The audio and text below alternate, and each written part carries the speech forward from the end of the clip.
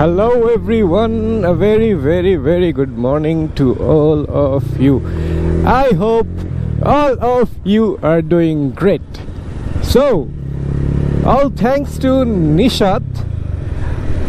আমি গতকাল আমার ভিডিওতে আপনাদের কাছ থেকে কিছু টপিক চাইছিলাম আর কি, যে আপনারা কোন টপিক আসলে চান আমি কথা বলি। সো আমার একজন ফ্রেন্ড নিশাত, সে শুনতে চাইছে একটা টপিক। সো চলেন আজকে সেই টপিকে একটু কথা বলা হোক।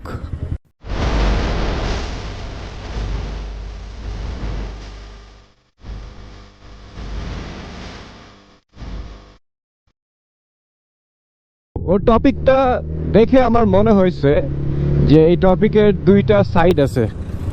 ফার্স্ট সাইড হচ্ছে আপনার ওপিনিয়ন, আমাদের opinion.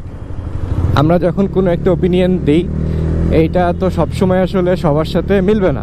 First side of the topic. Second হচ্ছে মাঝে মাঝে কেন আমাদের ওপিনিয়নের সাথেই আমরা কন্ট্রাডিক্ট করে বসি। সো এই দুইটা সাইড নিয়ে আর কি কথা বলবো আমি। তো চলেন কথা শুরু করা যাক। বেসিক্যালি আপনি দেখবেন মানুষ ওপিনিয়নটা দেয় কিভাবে, কিসের উপরে বেস করে ওপিনিয়ন দেয়। মানুষ ওপিনিয়ন দেয় হচ্ছে আপনার তার লাইফে ঘটে যাওয়া ইনসিডেন্টস থেকে, অর তার এক্সপিরিয়েন্স থেকে, অভিজ্ঞতা থেকে। আরেকটা জিনিস হচ্ছে এই এক্সপিরিয়েন্সের পাশাপাশি আপনি আসলে আপনার লাইফ থেকে কি চান। সবাই তো সেম জিনিস চায় না। আপনি কি টাইপের মানুষ, আপনি কি চান, এটাও অনেক ম্যাটার করে আপনার একটা ওপিনিয়ন ফর্ম করাতে। বাট এই যে আপনার একটা ওপিনিয়ন, আমার একটা ওপিনিয়ন, এটা কিন্তু এক ধরনের এটা কিন্তু ব্লেসিং। কারণ যদি সবার ওপিনিয়ন সেম হইতো, there would have been no diversification. আপনার কথা, আপনার ওপিনিয়ন একরকম, আমার ওপিনিয়ন একরকম, ওনার ওপিনিয়ন আরেক রকম। সো একটা ব্যাপারটা ডাইভার্সিফাইড হচ্ছে। আর এইটা হেল্প করতেছে কিসে, আপনি অনেক ধরনের আইডিয়া পাচ্ছেন, অনেক ধরনের ভিউজ পাচ্ছেন। ওপিনিয়ন কিন্তু বায়াসডই হয়, ওটাও ঠিক আছে, বাট সেটারও তো একটা লিমিট আছে। কিছু মানুষ দেখবেন যে এত অ্যারোগেন্ট হয়, এত অ্যাডামেন্ট হয় যে মানে সে যা বলতেছে ওইটাই রাইট আর বাকি সবারটা ভুল। এই ধরনের যদি আপনার অ্যাপ্রোচ থাকে যে বাকি সবাই ভুল, আপনি একা রাইট, তাহলে it's high time for you to follow few steps. So number 1, আপনার শুনতে হবে। You need to stop and listen. আপনি যখন আরেকজন কি বলতে চাচ্ছে সেটা শুনবেন, তখন বাকি স্টেপসগুলো অটোমেটিকই আপনার চলে আসবে। ফার্স্ট থিং ইজি, খালি শুনতে হবে আপনার, বেশি কিছু না, জাস্ট শুনবেন, নাথিং এলস। সেকেন্ড, মাথায় রাখবেন যে আসলে যে ওই দিক থেকে মানুষ একটা কথা বলতেছে ফ্রম দ্য আদার সাইড, তার কথাটা আসলে কি আপনার বুঝতে হবে। সে কোন গ্রাউন্ড থেকে বলতেছে কথাটা, সে কেন বলতেছে, তার ভিউজটা আসতেছে কোন পয়েন্ট থেকে, এটা একটু ট্রাই করবেন বুঝার।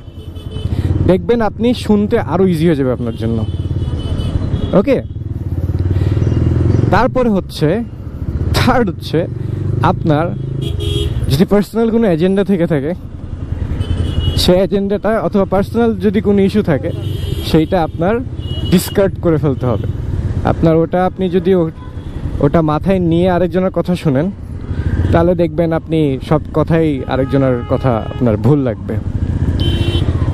তারপরে হচ্ছে ফোর্থ হচ্ছে আপনি তার সাথে সিমিলারিটিস খুঁজবেন, ডিসিমিলারিটিস না, সিমিলারিটিস। আপনি ধরেন একটা মানুষ 10টা ওয়ার্ড বললো, 10টা ওয়ার্ড দিয়ে একটা সেন্টেন্স ক্রিয়েট করলো।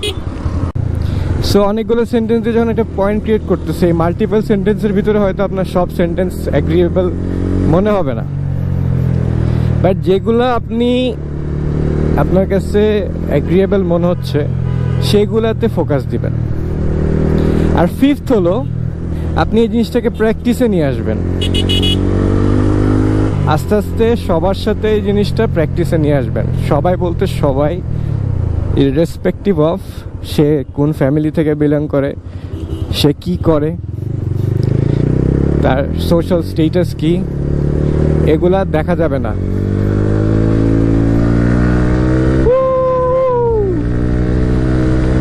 হাতির ঝিলের কর্নারিং এর উপর আর কর্নারিং আছে নাকি আমাদের ঢাকায়?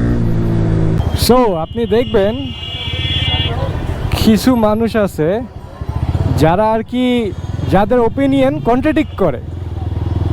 এতক্ষণ তো বললাম হচ্ছে আপনার ভ্যারাইটিস অফ ওপিনিয়ন, এক একটা মানুষের এক এক ধরনের ওপিনিয়ন থাকতে পারে, ডাইভার্সিফিকেশনের কথা বললাম। বাট যেটা আমি এখন বলবো সেটা হলো আপনারই ওপিনিয়ন ধরেন কন্ট্রাডিক্ট করতেছে। আর সেটা কেন করে আসলে সেটা বোঝানোর জন্য 2-3 লাইন না বললে আসলে আমি প্লটটা বিল্ড করতে পারবো না, যে প্লটের উপর আমি কথাটা বলতে চাচ্ছি। আপনি দেখবেন যে 2 ধরনের মানুষ থাকে। এক ধরনের মানুষ হচ্ছে যাদের ইন্টিগ্রিটি আছে, চলাফেরা কথাবার্তায় বুঝবেন আপনি কাদের ইন্টিগ্রিটি আছে, অ্যাকশনস লক্ষ্য করলে বুঝবেন যে কাদের ইন্টিগ্রিটি আছে। আবার আরেক প্রকার মানুষ আছে যারা হিপোক্রেট, যাদের কোনো ইন্টিগ্রিটি নাই, বলে একটা করে আরেকটা, যেটা বলে তার অপোজিটটা করবে। এটা হচ্ছে হিপোক্রেট মানুষের ক্যাটাগরির ভিতরে পড়ে যাচ্ছে। আপনি যদি একজন মানুষ হন যার ইন্টিগ্রিটি আছে, তাহলে আপনি দেখবেন আপনি অলওয়েজ অনেক ভেবে চিনতে বুঝে শুনে অনেক কিছু ইভ্যালুয়েট করে অনেক কিছু অ্যাসেস করে বলবেন। বাট যদি আপনি হিপোক্রেট হয়ে থাকেন তাহলে আপনি এত কিছু চিন্তা করবেন না, আপনি আউট অফ ইয়োর অ্যারোগেন্স আপনি যেটা বলবেন সেটাকে ডিফেন্ড করতে করতে আপনি পাগল হয়ে যাবেন। আপনার ব্রেন তখন জাস্ট ডিফেন্স মেকানিজমে কাজ করবে। আপনার ব্রেন তখন রাইট রং সেটা বুঝবেও না, সেটা নিয়ে আপনাকে মানে কোনো ইনফরমেশনও দিবে না, নাথিং। সে খালি ডিফেন্ড করবে। আপনি ভুলে একটা কথা বলে ফেলছেন, আপনি সেটাকে ডিফেন্ড করতে থাকবেন কন্টিনিউয়াসলি। এটাই হয় আসলে হিপোক্রেট মানুষদের সাথে। সো এই কারণে দেখবেন যারা আসলে ওপিনিয়ন থ্রো করে নিজেই ফলো করে না, এক্স্যাক্টলি অপোজিটটা করে, ওদের কথা অবশ্যই, ওদের ওপিনিয়ন অবশ্যই কন্ট্রাডিক্ট করবে দেখবেন। আর তাদের ওপিনিয়নটা কখনো নেবেন না, কজ আপনি যদি নেন আপনি বিপদে পড়ে যাবেন। তাদের ওপিনিয়ন অলওয়েজ ভুল থাকে, বিপজ্জনক থাকে। ওয়াশ পায় কি না, বেশি সিরিয়াল থাকলে করাবো না এখান থেকে, বাট আমার তো ইঞ্জিন অয়েলটা চেঞ্জ করতে হবে। এই রনি ভাই একটু ইয়ে করে দেন না। ওয়ালাইকুম আসসালাম। ওয়াশে লাইন আছে? আর একটু অয়েল চেঞ্জ করতে হবে, ইঞ্জিন অয়েল। ঠিক আছে ঠিক আছে।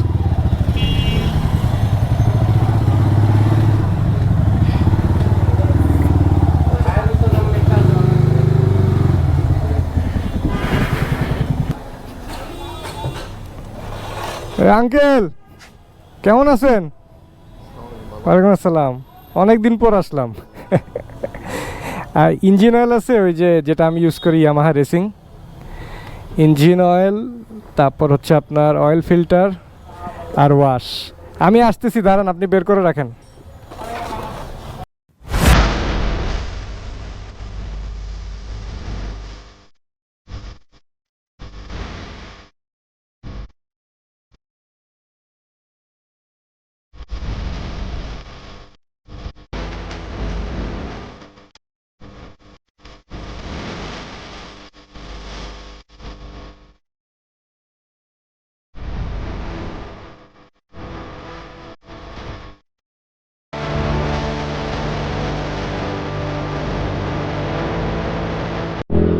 ওয়াশ করাতে এসে আরো ক্ষতি করে দিয়ে যাচ্ছি আর কি বাইকের।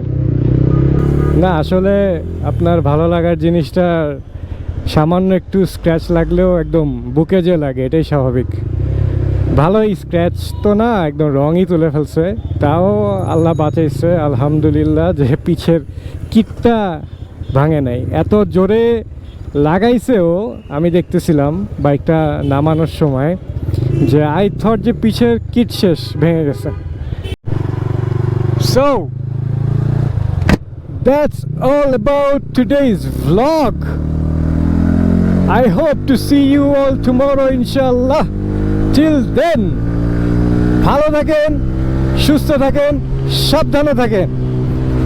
টাটা, গুড বাই, আল্লাহ হাফেজ।